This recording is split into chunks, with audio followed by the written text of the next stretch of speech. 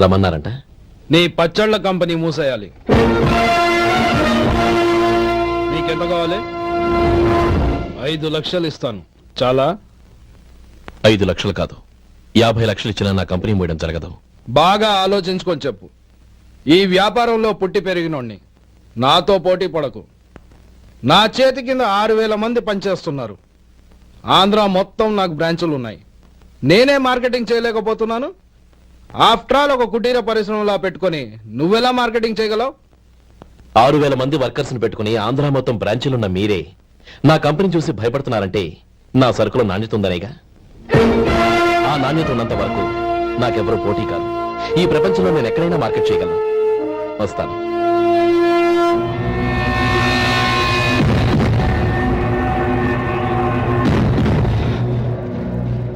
ఇక్కడ ఏం లేదండి. ఇక్కడ ఏం లేదండి. ఇప్పుడు ఊపిరి పీల్చి బిగబట్టు. నెమ్మదిగా వదిలు. ఓకే, లే. నెమ్మదిగా. ఇలా వచ్చి కూర్చో. ఏం లేదు, మామూలు కడుపు నొప్పే. ఈ టాబ్లెట్స్ 3 రోజులు వాడు. ఎలా వాడాలో ఇందులో రాశాను. Token number 29. టౌన్ డాక్టర్ భయపెట్టేశాడు, ఆపరేషన్ అది ఇదని. కానీ ఈ డాక్టర్ బాబు ఏమీ లేదని చెప్పాడు. అలాగా? ఈ బాబు 10 కాలాల పాటు చల్లగా ఉండాల.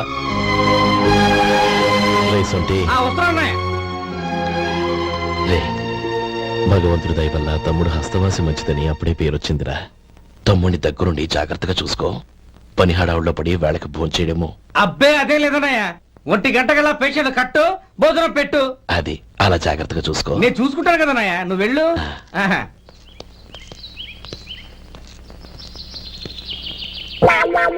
అయ్యో, ఏంటయ్యా ఉంటున్నా ఈ దెబ్బలు? ఏదైనా యాక్సిడెంటా? అదేం కాదండి. మరి గోరు కొరికినందుకు ఎలక్ట్రిక్ స్తంభాన్ని కట్టేసి ఇలా రక్తం వచ్చేలా కొట్టారండి. ఊరు కొరికినందుకు ఎలక్ట్రిక్ స్తంభాన్ని కట్టేసి ఇంతలా కొడతారా? వాళ్ళతో మనుషులా, రాక్షసులా? చాలా థ్యాంక్స్ అండి. కనీసం మీరైనా అర్థం చేసుకున్నారు. వాళ్ళు అర్థం చేసుకోలేదండి.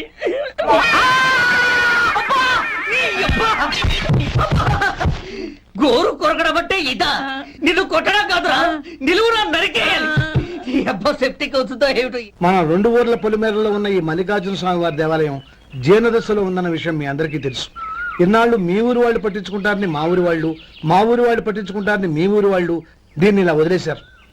ఈ గుడి మీ ఊరికి ఎంత ముఖ్యమో మా ఊరికి అంతే ముఖ్యం. కాబట్టి మన ఇరు గ్రామ ప్రజలు కలిసి దాన్ని బాగు చేయించి కుంభాభిషేకం చేయించాలనే సదుద్దేశంతో ఒక కమిటీని ఏర్పాటు చేశాం.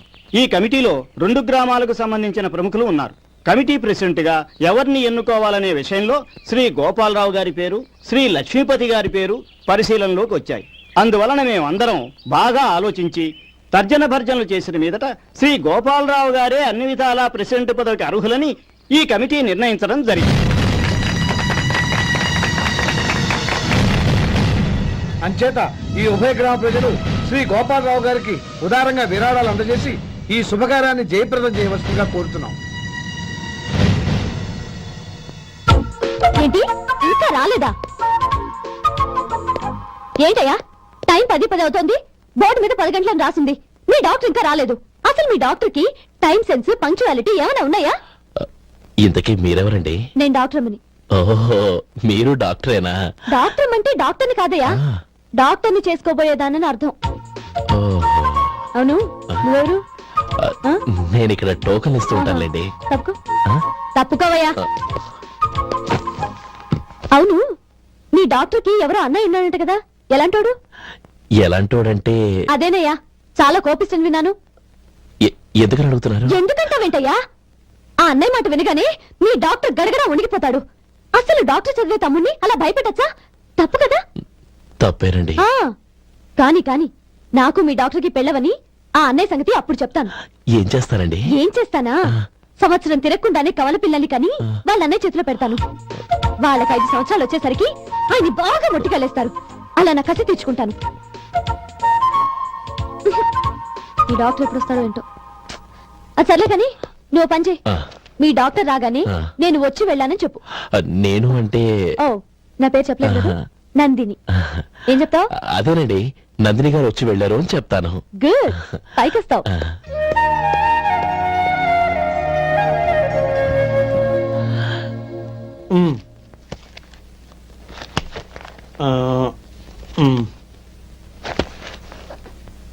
దీంతో మొత్తం 4,98,200 అయ్యాయి. ఉమ్, పోతే నువ్వు ఇచ్చినంత ఇవ్వలేకపోయినా ఈ దైవకార్యానికి నా వంతు చంద 1,800. దీంతో మొత్తం 5 లక్షలు పూర్తయ్యాయి. సరేరా, ఆ, నేను ఈ డబ్బు తీసుకుని పట్నం వెళ్ళి బ్యాంక్ లో వేసొస్తాను. అలాగే నేను నీతో వద్దాం అనుకున్నాను రా, అనుకోకుండా సాయంత్రం ఇన్స్పెక్షన్ వచ్చింది. పర్వాలేదులే, ఆ. వెళ్ళొస్తాను.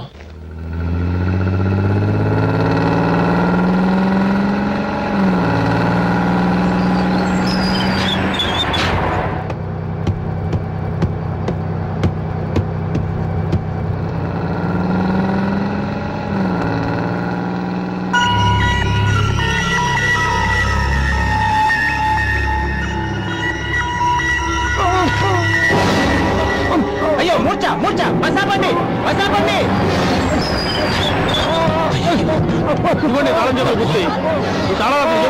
వీటి వల్ల ప్రయోజనం లేదు. నాలుగు ఖర్చుకోకుండా పళ్ళ మధ్య పెట్టడానికి గట్టిగా అది ఉంటాయి. ఇవ్వండి.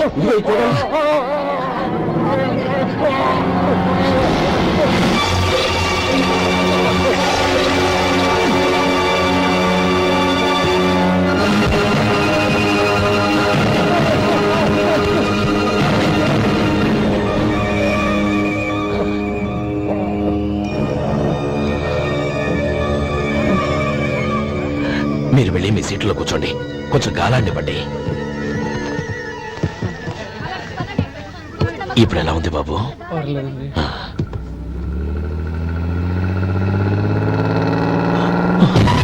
అయ్యో, నా బ్యాగ్ ఎవరైనా చూసారా? అందులో 5 లక్షలు ఉన్నాయి. నా బ్యాగ్ వెంటనే బస్ ఆపండి. ఎవరిని కింద దిగవద్దు, అందరినీ చెక్ చేయండి. నా అంచనా తప్పు కాలేదు. వాడి మంచితనమే వాడిని తప్పగొట్టి మన వాళ్ళని పంపించి గుడి తాలూకు డబ్బు కొట్టేశాడని పోలీస్ కంప్లైంట్ ఇవ్వండి. ఇప్పుడు ఆ స్టేషన్ ఎస్ఐ వాడి తమ్ముడే. వాడే వెళ్ళి వాడి అన్నయ్యని అరెస్ట్ చేసి వీధుల్లో నడిపించుకు తీసుకురావాలి. అది నేను కళ్ళారా చూడాలి, మనసారా సంతోషించాలి. అయ్యో గోపాలం గారు, గోపాలం గారు, మీరు దేవస్థానం సొమ్ము దొంగిలించారని ఎవరో పోలీస్ కంప్లైంట్ ఇచ్చారంట. మిమ్మల్ని అరెస్ట్ చేయడానికి మీ తమ్ముడు గారు వస్తున్నారు.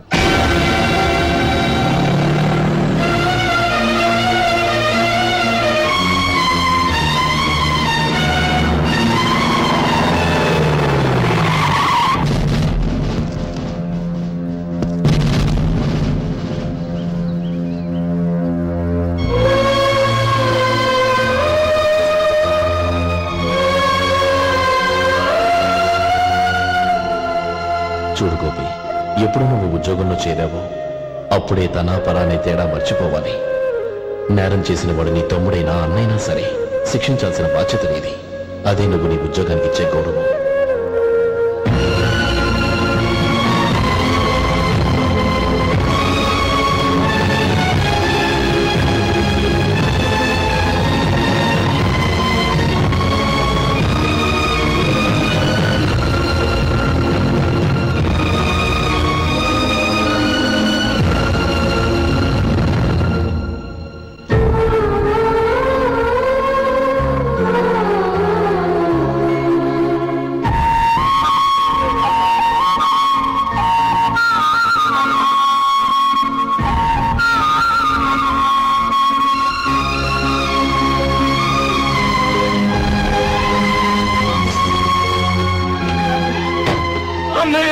హే గోపి, ఏమిట్రా ఇది? నన్ను క్షమించన్నయ్య. నేను కోరి ఉద్యోగుల చేతులు మాట్లాడమే, కానీ ఇలాంటి పరిస్థితి ఎదురవుతుంది అనుకోలేదు. నా ఒంట్లో ప్రతి రక్త పట్టు నీ భిక్షానన్నయ్య. నిన్ను అవమానపరిచి ఉద్యోగం నిలబెట్టుకునే బదులు నా ప్రాణాలను వదులుకుంటారు, కానీ ఈ పని మాత్రం నేను చేయలేనన్నయ్య.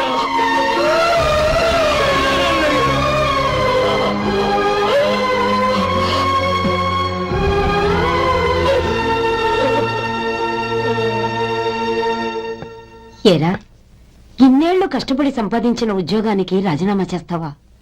కనీసం నీ పెళ్ళాం ఏమనుకుంటుందోనని ఆలోచించావా? ఇందులో అనుకోవడానికి ఏముంది మామగారు? ఎండనక వాననక కష్టపడి ఓ తండ్రి కంటే ఎక్కువగా ఈయన్ని పెంచి పెద్ద చేశారు బావగారు. అలాంటి దేవుణ్ణి అరెస్ట్ చేసే ఆ ఉద్యోగం ఈయనకు అవసరం లేదు. బాగుంది. అన్నకు తగ్గ తమ్ముడు, తమ్ముడికి తగ్గ పెళ్ళాం. సరే, మీ ఇష్టం. నానమ్మ, అన్నయ్యడి. నమస్కారం అండి. ఓ నువ్వా? రా కూర్చో. పర్వాలేదండి. ఏంటి ఇలా వచ్చావు? ఆ రోజు నా కంపెనీని మూసేయమన్నారు. ఇప్పుడు నేను మూసేయడానికి సిద్ధంగా ఉన్నాను. దానికి ప్రతిఫలంగా నాకు 5 లక్షలు కావాలి. అలాగే, నీకు కావలసిన 5 లక్షలు నేను ఇస్తాను. చాలా థ్యాంక్స్ అండి. కానీ మీరు మీ కంపెనీని మూసేయక్కర్లేదు. సార్, అవును మిస్టర్ మధు, మీ అన్నగారికి జరిగిన అన్యాయం గురించి తెలుసుకున్నాను. మీ కుటుంబం గురించి కూడా విన్నాను. సహజంగా అందరూ ఐకమత్యానికి ఉదాహరణ రామలక్ష్మణులు అంటారు. కానీ ఆ రామలక్ష్మణులు ఎలా ఉంటారనేది పుస్తకాల్లో చదవడం తప్ప ఎవ్వరూ చూడలేదు. మీ అన్నదమ్ములను చూస్తే ఆ రామలక్ష్మణులు ఇలాగే ఉండేవారేమో అనిపిస్తుంది. అలాంటి కుటుంబానికి ఇలాంటి ఇబ్బంది రావడం నిజంగా దురదృష్టం. రామునికి హనుమంతుల్లా కాకపోయినా ఏదో వృత్తాభక్తిగా నా వల్ల వీలైన సహాయం ఈ 5 లక్షలు తీసుకో. మీ కంపెనీ పేరు మీదే అన్ని సరుకులు తయారు చేయండి. నేను వాటిని ప్రపంచమంతా మార్కెటింగ్ చేస్తాను. సార్, మీ రుణం ఉంచుకోను. తొందరలోనే తీర్చేస్తాను. స్నేహితుల మధ్య రుణాలేంటి మధు? We are friends.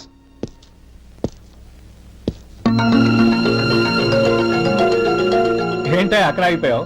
రా. నువ్వు మీ అన్నయ్యని అరెస్ట్ చేయడానికి అట్టెళ్ళావు, ఆయన లొంగిపోవడానికి ఇటు వచ్చారు. అవును, యూనిఫామ్ చేత్తో పట్టుకొచ్చావేంటి? సార్, నేను రే, ఈ మాత్రం దానికే బెదిరిపోయి ఉద్యోగం వదులుకుంటావా? నువ్వు ఇలాంటివి ఎన్నో సమర్థవంతంగా ఎదుర్కోవాలి. నిన్ను నేను ఎస్పీగా చూడాలి. అది కాదన్నయ్య. ఇంకేం మాట్లాడకు. ఇన్స్పెక్టర్ గారు, నన్ను లాకప్ లో పెట్టండి. ఆగండి సార్, ఆ డబ్బు ఎక్కడికి పోలేదు. నేనే తీసి జాగ్రత్త చేశాను. ఈ విషయం అన్నయ్యకి తెలియక బ్యాగులో డబ్బు కనబడకపోవడంతో అది పోయిందనుకున్నాడు. నేను పట్నం నుంచి వచ్చేసరికి జరిగిన గొడవంతా తెలిసిందే. రే మధు, జరిగిన దానికి నన్ను క్షమించనయ్యా. ఇంటికి వెళ్ళాక అన్ని వివరంగా చెప్తాను. సార్, ఇదిగోండి 5 లక్షలు. ఇది కమిటీ వాళ్ళకి అప్పగించి ఈ కేసు కొట్టేయండి సార్. భలే వాడివయ్యా, తీసినప్పుడు ఒక మాట ఆయనతో చెప్పుండొచ్చుగా. అనవసరంగా పెద్ద స్టేషన్ వరకు రప్పించావు. Sorry sir. అన్నయ్య, మీరింటికి వెళ్ళండి. నేను లెక్క అప్ప చెప్పేసి వస్తాను. వస్తానండి. అలాగే. ఎలా దెబ్బ కొట్టాలన్నా కుదరటం లేదు. అయినా వీళ్ళకు ఉన్న పళ్ళంగా 5 లక్షలు ఎలా వచ్చాయి? అదే బావా, నాకు అర్థం కావటం లేదు. నీకు అర్థమైతే ఆశ్చర్యపడాలి కానీ అర్థం కాకపోతే ఆశ్చర్యమేముంది? Useless fellow.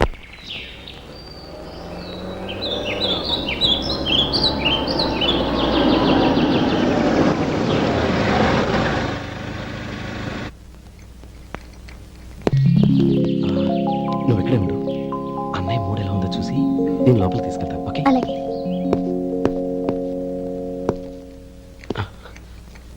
అన్నయ్య, ఏంట్రా? నేను చాలా రోజుల నుంచి నీకు విషయం చెప్తున్నాను, గుర్తుందా? ఏ విషయం? అదే అన్నయ్య, నేను ఓ అమ్మాయిని ఓ అమ్మాయిని లవ్. ఓహో, లవ్ చేస్తున్నావా? ఆ విషయం నువ్వు నాకెప్పుడు చెప్పావురా? ఊళ్ళో అందరూ అనుకుంటుంటే నేను విన్నాను.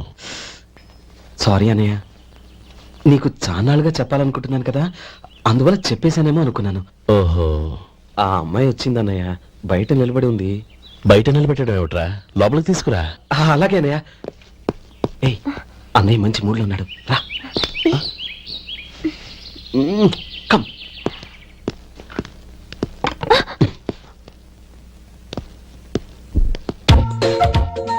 ఎందుకంటావేంటయ్యా? ఆ అన్నయ్య మాట వినగానే మీ డాక్టర్ గడగడ వణికిపోతాడు. అసలు డాక్టర్ చదివే తమ్ముడిని అలా భయపెట్టచ్చా? తప్పు కదా? తప్పేనండి. నమస్కారం. అదేంట్రా, మనిషో పక్కనుంటే నమస్కారం ఇంకో పక్కన ఉంది? అది మర్యాద అన్నయ్య, మర్యాద. ఆహా, అవును, నీ పేరేంటమ్మా? నందిని. ఆ నందిని. నందిని అన్నయ్య. ఏ, ఆ ముక్క తను చెప్పలేదా? పెద్దలంటే మహాగౌరవం అన్నయ్య.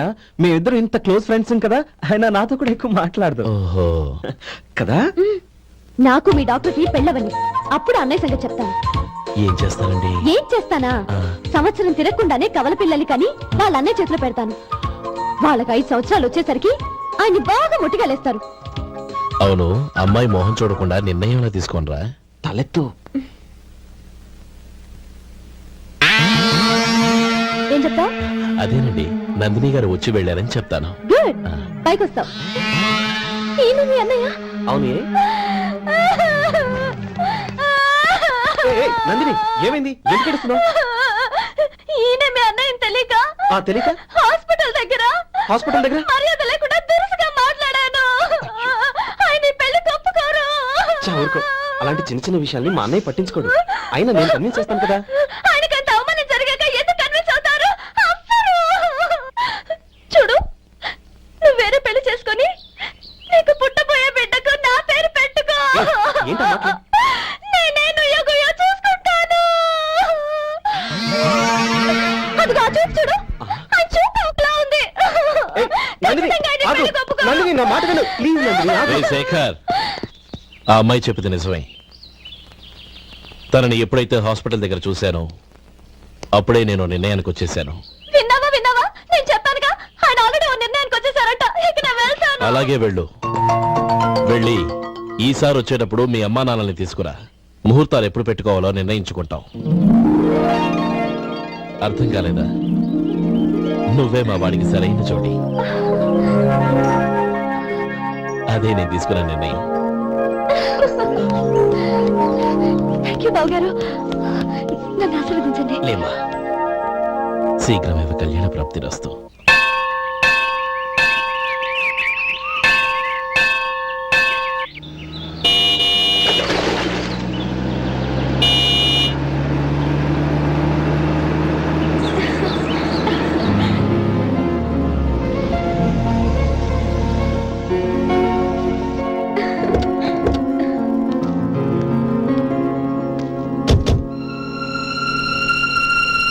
రామ్మా.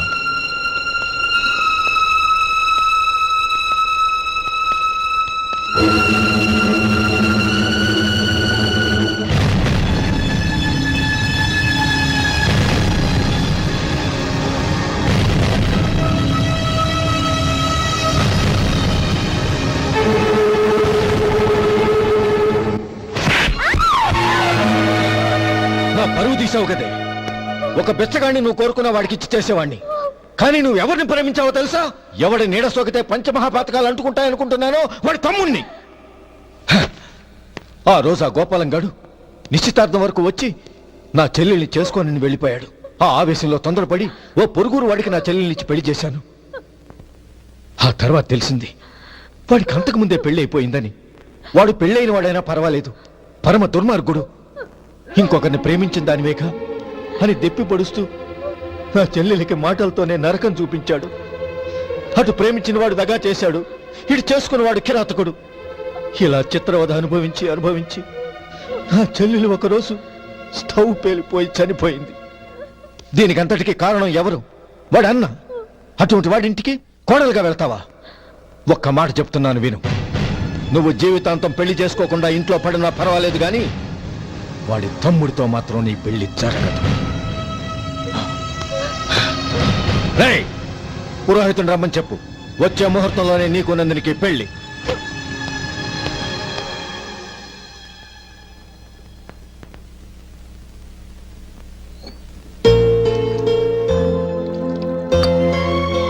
ఒరే, అదేంట్రా ఒక ముద్దైనా తినకుండా చేయగడిగేశావు?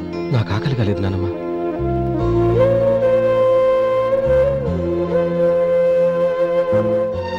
ఆ అమ్మాయి చాలా మంచిది, చదువుకున్న పిల్ల, మనందరికీ బాగా నచ్చింది. కానీ ఆ లక్ష్మీపతి గారి గురించి ఆలోచిస్తేనే నాకు భయం వేస్తోంది. వాడు మన కుటుంబం ఎప్పుడెప్పుడు విడిపోతుందా అని ఎదురు చూస్తున్నాడు. అన్నయ్య, ఆ అమ్మాయే కాదు, ఈ ప్రపంచంలో మన కుటుంబం కంటే నాకేది ఎక్కువ కాదు. ఆ పెళ్లి గురించి నేను మర్చిపోయాను, మీరు మర్చిపోండి.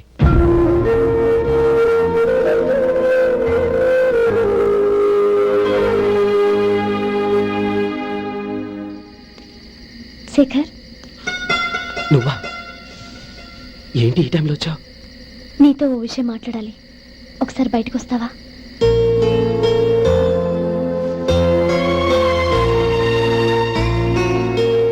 ఏంటి సూట్ కేసుతో వచ్చావు? శేఖర్, మా నాన్న నాకు వేరే పెళ్లి చేయాలని చూస్తున్నాడు. అందుకే నేను నిర్ణయానికి వచ్చాను. మన ఇద్దరం ఎక్కడికైనా పారిపోదాం. చూడు నందిని, ఈ టైంలో నిన్ను నన్ను మా అన్నయ్య చూశాడంటే బాగోదు. నువ్వు వెళ్ళిపో. అన్నయ్య అన్నయ్య అన్నయ్య ఎప్పుడు మీ అన్నయ్య మాటేనా? నీకు నేను ముఖ్యమా, మీ అన్నయ్య ముఖ్యమా? నాకు మా అన్నయ్య ముఖ్యం. శేఖర్, నీ గుండెల మీద చేయి వేసుకొని చెప్పు, నన్ను మర్చిపోయిన సుఖంగా ఉండగలవా? అది నాకు తెలియదు, కానీ మా అన్నయ్యకు తలవంపులు తెచ్చి ఖచ్చితంగా నేను మనశ్శాంతితో ఉండలేను. నా పరిస్థితి అర్థం చేసుకో. దయచేసి మీ నాన్న చూసిన సంబంధం చేసుకుని సుఖంగా ఉంటుంది.